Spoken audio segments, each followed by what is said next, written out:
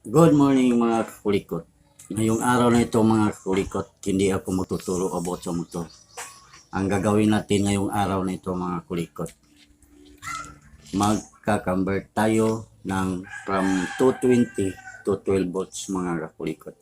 So may transformer ako dito. So kasi ito siya mga kulikot, pinagawa lang sa akin. Kaya kung bago pa kayo sa aking channel, don't forget to subscribe my channel and click na rin yung notification bell para updated kayo sa mga video ni upload ko. At sa mga bago kong manonood, paki-ring all na lang mga kakulikot.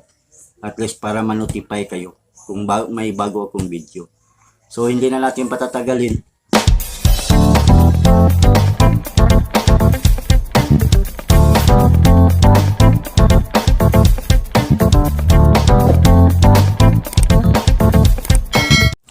So, ang kailangan lang natin mga kulikot para magawa natin yung 12 volts. Kailangan natin ng transformer.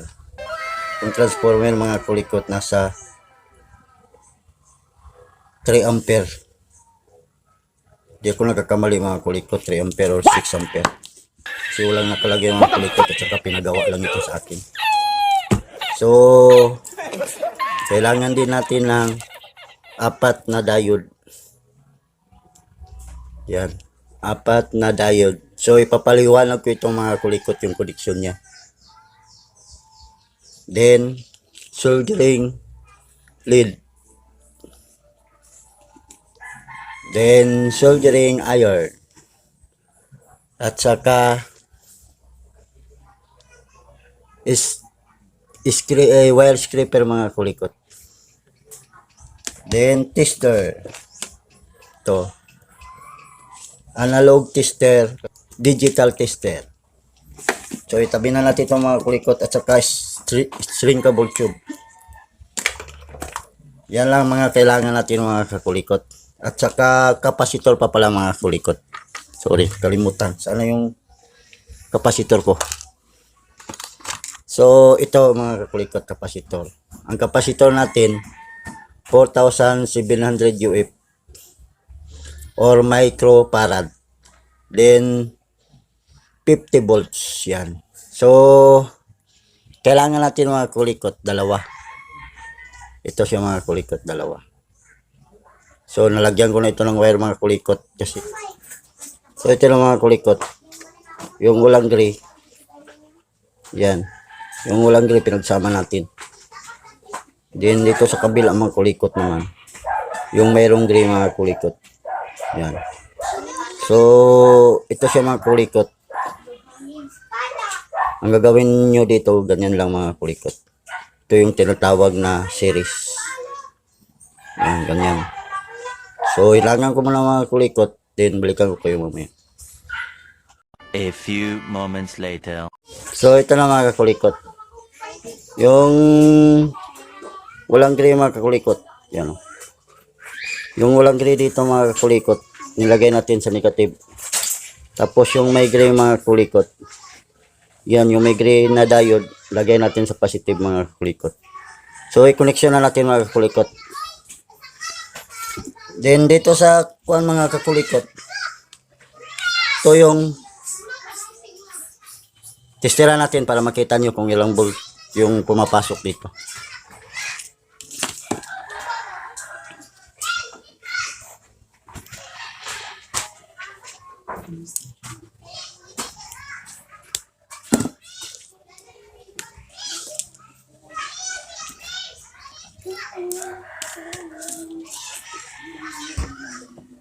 So, yung gamitin natin na tester mga kulikot. Kaya para makita nyo mga kulikot kung ilang voltage yung pumapasok dito sa kabila.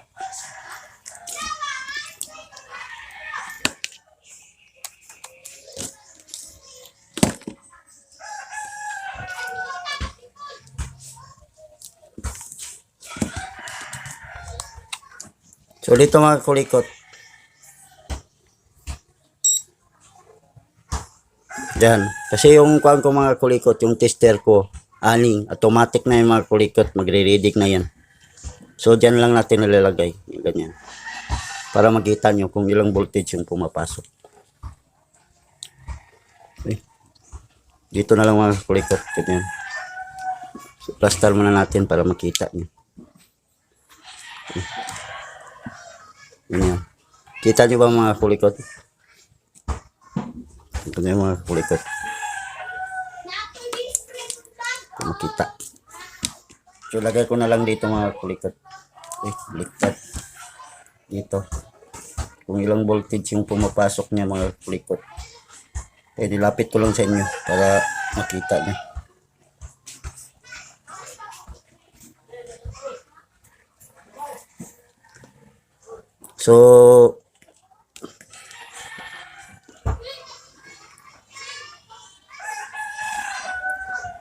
So yan mga kakulikot.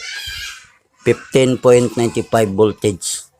So ang kailangan natin mga kakulikot 12 volts para yung ampli na lalagyan natin hindi masusunog yung mga pisa niya, hindi sasabog.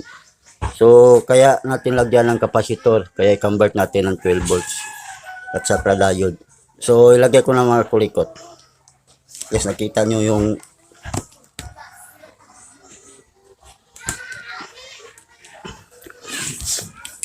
dito mga kakulikot sa kapasitor.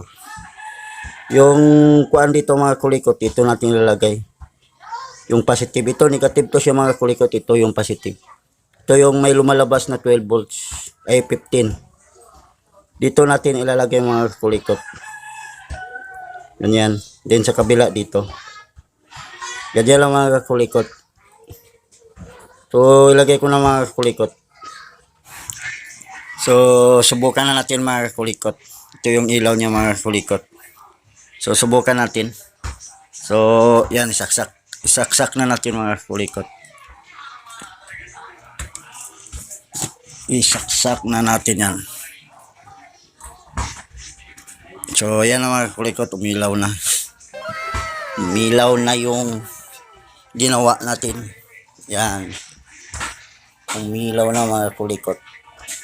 Yan mga kulikot, ang lakas. So mga kakulikot, ito na yung ginawa natin. Ito. Yan. Tapos yung nilagyan niya, yung pang sasakyan na kuan. Ang tawag nito pre? Amplifier ng ano, sasakyan ulit. Oh, amplifier ng sasakyan. So ito yung ginawa natin. Yan yung may-ari oh. Nandito kami ngayon sa kwarto niya. So subukan natin mga kulikot. Isaksak natin. Tapos makikita nyo na umilaw na ito dito. Saksak natin. So yan, plug na natin mga kakulikot para makita nyo. So subukan nung may-ari yung pang video kilang mga kakulikot. Yan, umilaw na. So papalitan pa ito mga kulikot yung transformer nya. Kaya pwede. Yan, yung sounds niya mga kakulikot. Palitan natin.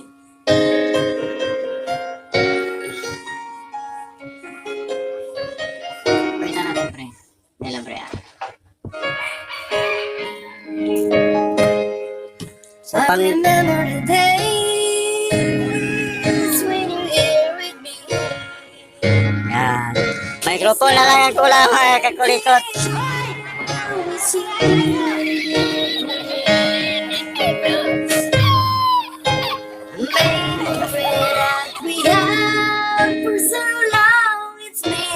Gamit niya mga kakulikot sa ipon lang. Now you got away.